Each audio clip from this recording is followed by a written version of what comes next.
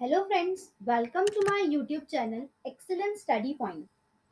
हमारे YouTube channel excellent study point में आप सभी का स्वागत है। जैसा कि हम आपके लिए नॉलेजेबल टॉपिक से रिलेटेड हर बार कोई एक नई वीडियो लेकर आते हैं जो कि एग्जाम पॉइंट ऑफ व्यू से भी बहुत ज़्यादा इम्पोर्टेंट होती है।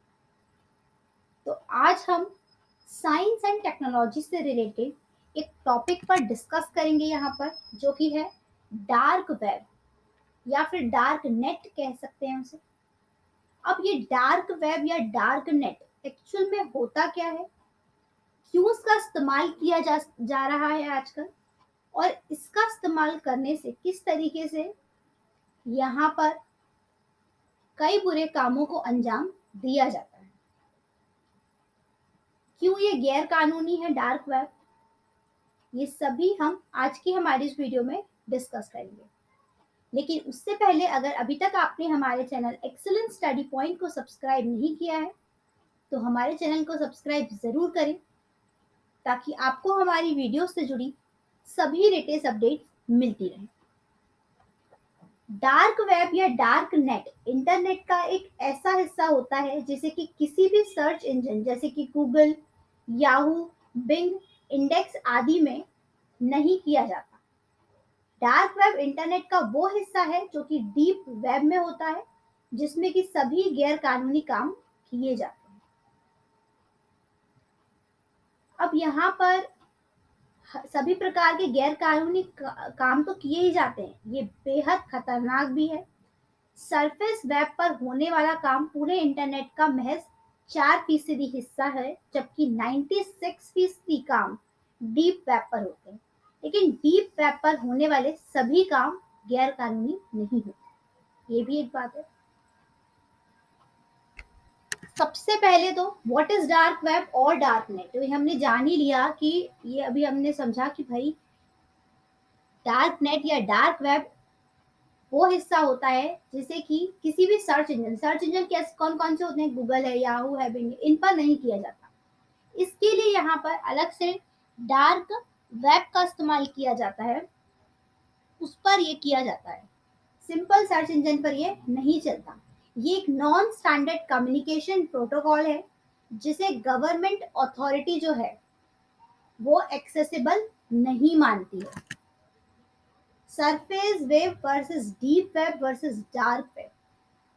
अब यहाँ पर डीप वेब, डार्क वेब और सरफेस वेब में क्या डिफरेंस है वो जान लेते हैं। The world wide web www host the many connections of web page on the network of computer connected through the internet. The www web consists of the surface web and the deep web. अब यहाँ पर जो world wide web होती है, ये कई ऐसे web pages को कनेक्ट करके रखती है जिन्हें हम सरफेस वेब या फिर डीप वेब कहते हैं। जैसे कि ये www जो है वो कनेक्ट रहता है। The surface wave is that portion that can be accessed by ordinary internet user using standard search engine like Google, Yahoo etcetera. अब सरफेस वेब क्या होती है? सरफेस वेब वो इंटरनेट का कनेक्शन होता है जिसे कि सर्च इंजन में यूज किया जाता है। गूगल, याहू, ये सभी कुछ सर्च इंजन है, तो यहाँ पर सरफेस वेब का इस्तेमाल होता है। It can retrieve only approximately 4% of the search result. यहाँ पर सर्च रिजल्ट का केवल और केवल 4% भाग ही रहता है। बचा हुआ 96% कहाँ जाता है? डीप वेब में। अब डीप वेब क्या होता है? सबसे पहले तो ये जान लेते हैं कि what is deep web. Deep web क्या होता है? तो the deep web constitutes 96% of the web. यहाँ पर जो डीप वेब है वो 96% पार्ट जो है इंटरनेट वेब का, वो कनेक्ट कर कर रखता है। www का ये एक ऐसा पार्ट है जो किसी भी सर्च इंजन में नहीं हो सकता। इसके सारे कंटेंट HTML फॉर्म में हाइड रहते हैं, जैसे कि वेब मेल। ये डीप वेब का सबसे जनरल एग्जाम्पल है, क्योंकि लगभग सभी इंटरनेट यूजर के पास जीमेल आईडी होगा और उसके पास मेल आते होंगे, तो यहाँ पर इसका जो कंटेंट है वो HTML फॉर्मेट में हाइड रहता है। Web, the password protected on paywall protected websites including online banking service for instance are considered a part of deep web. यहाँ पर जैसे कि ऑनलाइन बैंकिंग सर्विस है, इस तरीके से जो पासवर्ड प्रोटेक्टेड वेबसाइट्स हैं, ये सभी जो है ये डीप वेब का ही पार्ट होती हैं. The content of personal database like email account, social media account, scientific and academic database, legal document that are accessible to only a closed group also form part of a deep web. जैसे कि आप एक छोटे से example से समझ सकते हैं कि आपकी जीमेल आईडी है, सोशल मीडिया के अकाउंट है, एकेडमिक डेटाबेस है, कोई लीगल डॉक्यूमेंट्स है, ये इन्हें कौन एक्सेस कर सकता है? इन्हें सिर्फ और सिर्फ आप लोग खुद ही एक्सेस कर सकते हैं. तो ये सरफेस वेब का पार्ट नहीं होता. ये किसका पार्ट होता है? डीप वेब का पार्ट होता है. इसे कहते हैं डीप वेब, जिसे सिर्फ एक पर्सन या कोई ग्रुप ही एक्सेस कर सकता है. अब यहाँ डार्क नेट क्या होता है? तो dark net is a part of a deep web. अब डार्क नेट जो है वो डीप वेब का ही एक पार्ट है, सरफेस वेब का पार्ट नहीं है. अब यहाँ आप डिफरेंस तो अच्छे से समझ रहे होंगे कि सरफेस वेब क्या होता है और डीप वेब क्या होता है. But the deep web is accessible where the dark net is deliberately hidden. Dark net जो है वो डीप वेब का ही एक पार्ट है, लेकिन डीप वेब इन्हें एक्सेसिबल करता है, डार्क नेट यहाँ पर हिडन रहता है. The content of darknet is encrypted and require specific browsers such as the Onion Ring, Freenet, Invisible Internet Project, Trails, the Massive Incognito Light System, Vonix browser to access those page. अब यहाँ पर जो dark net का जो content रहता है, जैसे कि हमने बताया कि ये HTML फॉर्मेट में हिडन रहता है, तो ये पूरे अपने कंटेंट को एनक्रिप्ट करके रखते हैं और ये किसी सिंपल ब्राउजर से, ये हम कह रहे हैं सर्च इंजन, गूगल, याहू, इनमें ओपन ही नहीं होता. ये किस में ओपन होता है? स्पेसिफिक ब्राउजर होते हैं, जैसे कि ऑनलाइन रिंग, ऑनियन रिंग है, फ्री नेट है, इनविजिबल इंटरनेट प्रोजेक्ट है, वॉनिक्स है, इनकॉग्नेटो, इनमें ये ओपन होते हैं. टीओआर क्या है यहाँ पर? द ऑनियन रिंग, ये एक ब्राउजर है, डार्क नेट को एक्सेस करता है.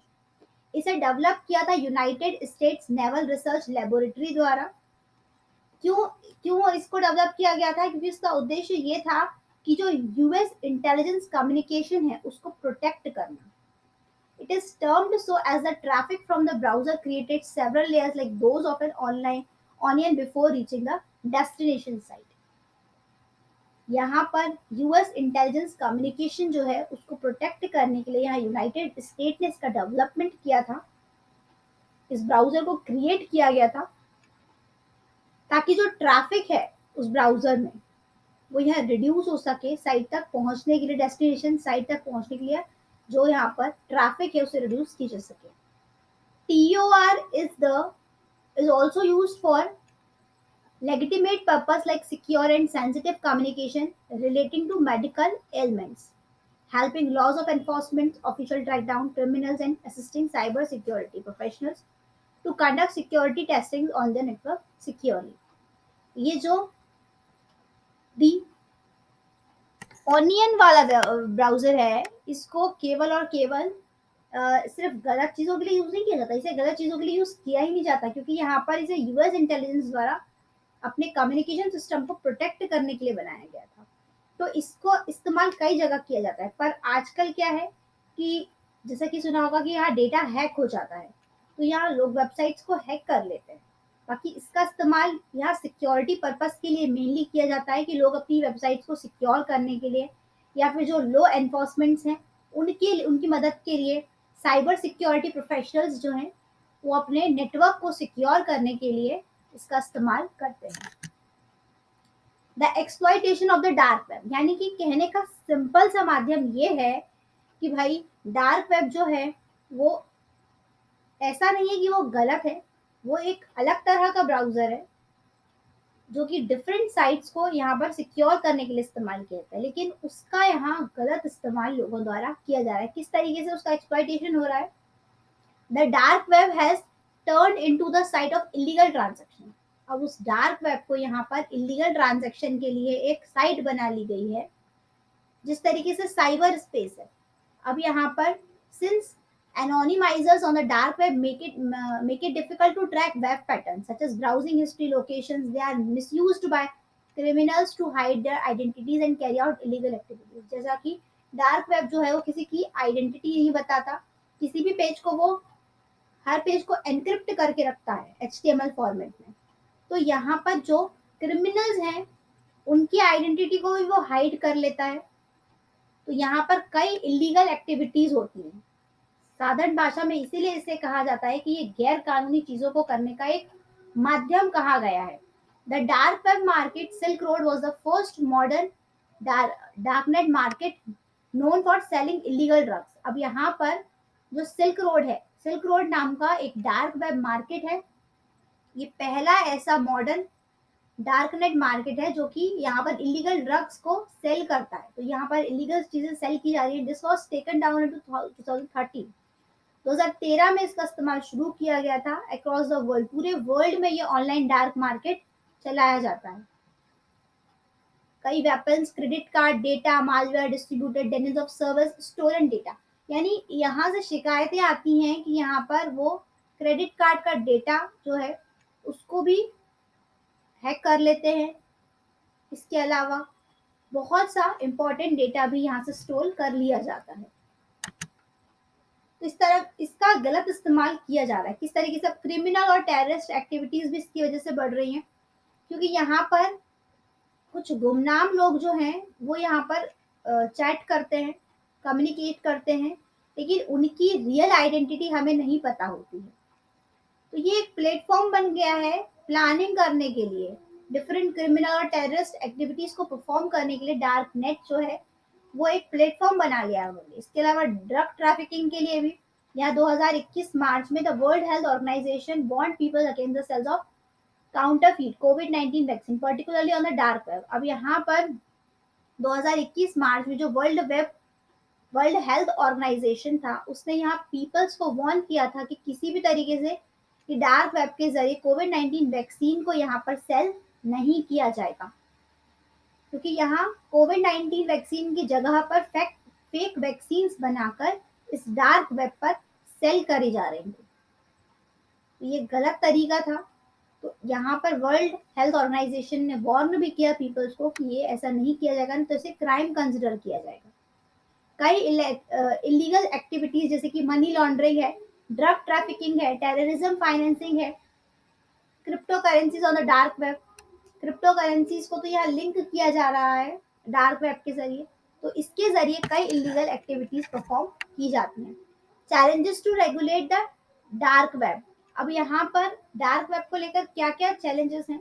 तो पहले तो ये कि ये एनक्रिप्शन टेक्निक को यूज करती है। This is one of the biggest challenge faced by the authorities. The dark web is completely anonymous, यानी कम्प्लीटली ये गुमनाम है। किस तरीके से कौन इसे यूज कर रहा है इसकी इंफॉर्मेशन आपको प्रोवाइड नहीं की जा सकती। तो यहाँ पर किसी भी क्रिमिनल को ट्रैक करना या फिर किसी भी साइबर क्राइम का पता लगाना काफी ज्यादा मुश्किल हो जाता है। दूसरे cryptocurrency, most financial transaction और the dark web are performed in cryptocurrency. यानी सिंपल जो करेंसी चलती है उस पर यहाँ पर ट्रांजेक्शन नहीं होता, बल्कि उसकी जगह यहाँ क्रिप्टो करेंसी का इस्तेमाल किया जाता है।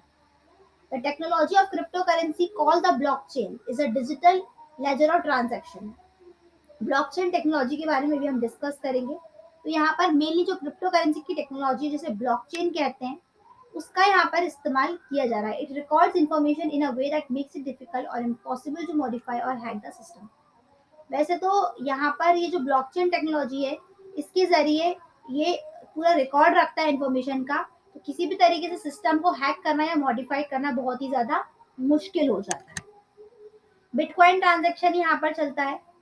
Have facilitated all kinds of illegal activities by cyber criminals and terrorists on the dark web. This made it extremely difficult for law enforcement agencies to follow the trail of money to gather evidence of a crime. Regulations of cryptocurrencies possible only concerning their legitimate use, while a large portions of them can still be used for illegitimate purpose. यहाँ पर कई cyber criminals और terrorist activities perform की जाती हैं dark web पर यहाँ पर किसी भी लॉ एनफोर्समेंट एजेंसी द्वारा ये पता लगाना काफी ज्यादा मुश्किल हो जाता है। प्रूफ एविडेंस को गैदर करना भी बहुत मुश्किल हो जाता है।